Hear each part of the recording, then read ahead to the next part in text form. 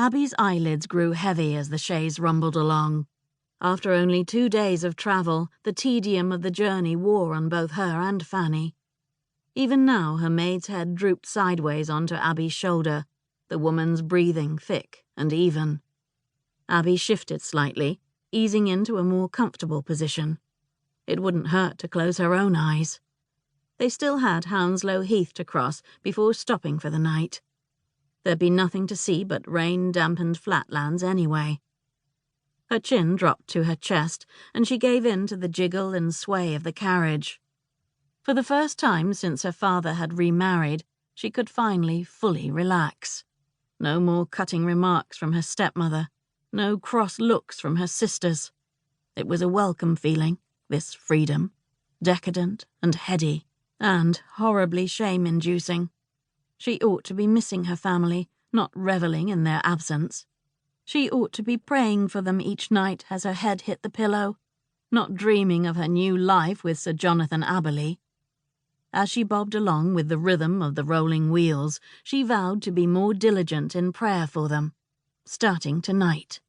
Guilt assuaged, for the moment, she purposely tuned her thoughts to memorized portions of the Psalms, losing herself in still waters and green pastures, one of her favorite ways to drift into sleep.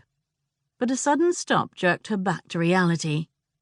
Groggy, she fumbled at her bodice for the watch she wore pinned to her spencer, then blinked at the tiny numbers. 'Twas only 2:30. Gently pushing Fanny aside, who mumbled something about scones and jam, or maybe pudding and ham, Abby unlatched the door and peered out. The postilion had already dismounted from his perch on the lead horse and was brushing mud flecks off his blue jacket as he strode over to lower the steps. He'd stopped the chaise in front of a building that brightened the dreary day by virtue of its whitewashed stones and the lit lanterns in the windows.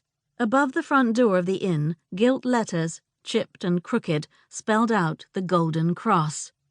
Abby reluctantly took the driver's offered hand and lowered to the ground. Surely the man couldn't be thirsty, nor the horses tired when they'd taken a meal not 2 hours ago. "Why are we stopping?" Brown eyes stared directly into hers, for the fellow was her height. Though she'd interacted now with many postilions when they changed horses and drivers at every inn, she'd still not grown accustomed to men no taller than herself. A boon for the horses, not having to haul large frames, but unnerving for her to stand eye to eye with a man. "Ground's a muddy mess, miss.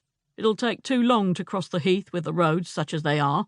We'd never make it across by nightfall, and the heath's no place to be caught in the dark. It's better to give it a go early in the morning." Behind her, feet splattered onto the wet ground. A moment later, Fanny's whisper warmed her ear. "Is there a problem?" "The roads are too wet. We are stopping for the night." "Oh, good. Then you could order us some scones and jam, eh?" Stifling a retort, Abby gathered her skirt and lifted it slightly. It would do no good to reprimand the woman for such impertinence. It was Fanny's way. The maid's insolence was likely the reason her stepmother had chosen her for Abby in the first place. Still, for all of Fanny's peculiarities, the woman had a pleasant way about her, especially when food was involved.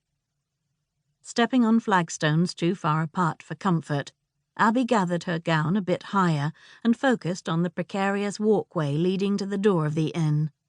A full day of mist coated the world in slippery dampness. The promise of hot tea lured her to up her pace, but a glance at the mucky ground tempered that urge. Sitting with wet shoes would be bad enough. Adding a muddied gown to the mix would prove intolerable.